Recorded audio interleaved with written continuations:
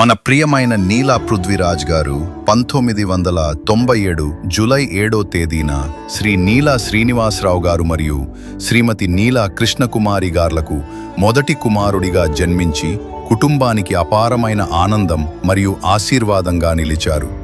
ఆయన చిన్నప్పటి నుంచే ఎంతో ప్రశాంత స్వభావం కలిగి ప్రేమతో మరియు వినయంతో అందరితో మెలిగేవారు. బాల్యంలోనే మంచి విలువలను అలవర్చుకుని తన చుట్టూ ఉన్నవారికి ఆనందాన్ని పంచుతూ పెరిగారు. ఆయన విద్యాభ్యాసం 2001 సంవత్సరంలో నర్సరీ నుండి ప్రారంభమై 2013 వరకు వెల్లటూరులోని విశ్వశాంతి ఇంగ్లీష్ మీడియం పాఠశాలలో 10వ తరగతి వరకు కొనసాగింది. ఈ కాలంలో ఆయన చదువులో శ్రద్ధతో, క్రమశిక్షణతో మరియు బాధ్యతతో వ్యవహరించి ఉపాధ్యాయుల ప్రశంసలు పొందారు. సహ విద్యార్థులతో స్నేహపూర్వకంగా మెలిగి అందరి గౌరవాన్ని పొందారు.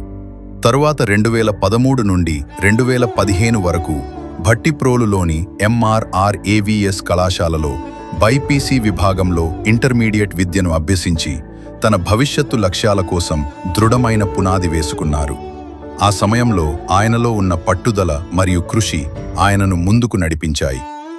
అనంతరం 2015 నుండి 2018 వరకు విజయవాడలోని ఆంధ్ర లయోలా డిగ్రీ కళాశాలలో తన డిగ్రీ విద్యను పూర్తి చేసి అదే సమయంలో NCC నేవీ వింగ్లో పాల్గొని క్రమశిక్షణ, నాయకత్వం మరియు సేవాభావాన్ని అభివృద్ధి చేసుకున్నారు.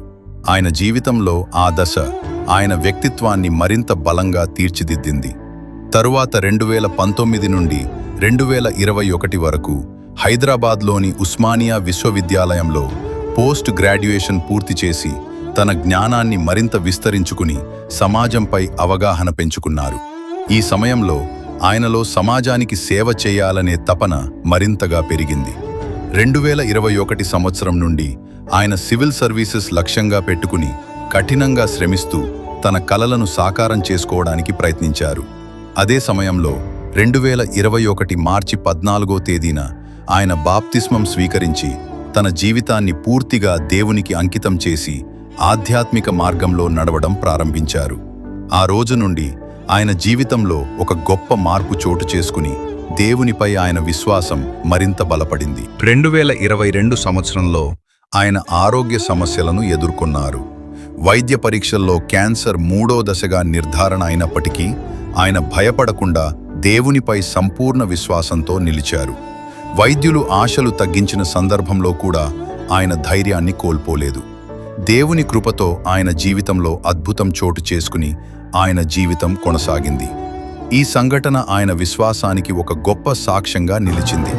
ఆ తరువాత ఆయన తన వ్యక్తిగత ఆశలు, భవిష్యత్తు కలలు అన్నింటినీ పక్కన పెట్టి పూర్తిగా దేవుని సేవలో నిమగ్నమయ్యారు. ప్రభువైన యేసుక్రీస్తు వాక్యాన్ని ప్రకటిస్తూ అనేక మందికి ఆధ్యాత్మిక మార్గదర్శకుడిగా నిలిచారు. ఆయన జీవితం దేవునికి అంకితమైన ఒక జీవన సాక్ష్యంగా మారింది.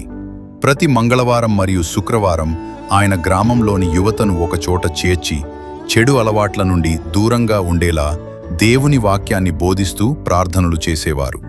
ఆయన సేవ ద్వారా అనేక మంది యువత జీవితాల్లో మార్పు వచ్చింది. అనేక మంది మంచి మార్గంలో నడవడం ప్రారంభించారు. ఆయన దయగల హృదయం, సహాయ స్వభావం, సహనం మరియు దేవునిపై అచంచలమైన విశ్వాసం ఆయనను గ్రామంలో మాత్రమే కాకుండా అనేక మంది జీవితాల్లో ఒక గొప్ప ప్రేరణగా నిలిపాయి. ఆయన ప్రతి ఒక్కరితో ప్రేమతో, గౌరవంతో మరియు వినయంతో మెలిగేవారు. చివరగా 2026 ఏప్రిల్ 12వ తేదీన దేవుని చిత్త ప్రకారం ఆయనను తన సన్నిధికి పిలిచినట్లు మనం విశ్వసిస్తున్నాము. ఆయన భౌతికంగా మన మధ్య లేకపోయినా ఆయన జీవితం, ఆయన సేవ మరియు ఆయన విశ్వాసం ఎప్పటికీ మన హృదయాల్లో జీవిస్తుంది. ఇది ముగింపు కాదు, దేవుని సన్నిధిలో నిత్య జీవానికి ప్రారంభమని మనం నమ్ముతూ ఆయనను ప్రభువైన యేసుక్రీస్తు సన్నిధిలో నిత్య శాంతిలో ఉండాలని మనస్ఫూర్తిగా ప్రార్థిస్తున్నాము.